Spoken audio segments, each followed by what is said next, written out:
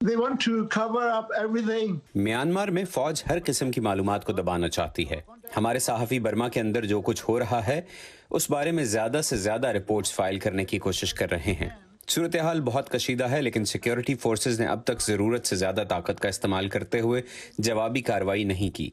हमारे नुमाइंदों के मुताबिक अब तक सिर्फ 2 हलाकतें हुई हैं, लेकिन तमाम बड़े शहरों में बल्कि पूरे मुल्क में लोग सड़कों पर निकल आए हैं और बैनुल अक़वामी बरादरी भी वहाँ की सूरत हाल देख रही है।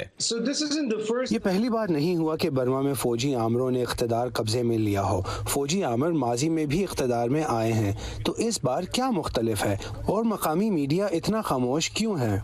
The difference is this time the more people, especially the younger generation. इस बार फ़र्क ये है कि ज़्यादा लोग, ख़ास तौर पर नौजवान नस्ल, इसके ख़िलाफ़ अपनी आवाज़ उठा रहे हैं।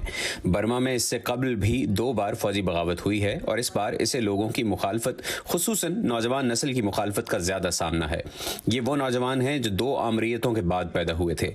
नौजवान नस्ल ज़्यादा तालीम याफ्ता है, टेक्नोलॉजी को ज़्यादा समझती है, लिहाजा यही एक वजह है कि फ़ौज इंटरनेट तक रसाई को मुकम्मल बंद करना चाहती है, क्योंकि ये नस्ल इन सलाहियतों को हुकूमत के खिलाफ मुजाहिरों और एहतजाज में इस्तेमाल कर रही है। तो टेक्नोलॉजी और सोशल मीडिया की मौजूदगी से कौन ज्यादा फायदा उठा रहा है, फौजी इस्टेब्लिशमेंट या मुजाहिरीन? Military may think that they will win in this situation, but it is not possible for them to. फौजी सोचते हैं कि वो इस सूरत हाल में जीत जाएंगे, लेकिन उनका कामयाब होना मुमकिन नहीं है क्योंकि उनकी सूरत हाल मुख्तलिफ है।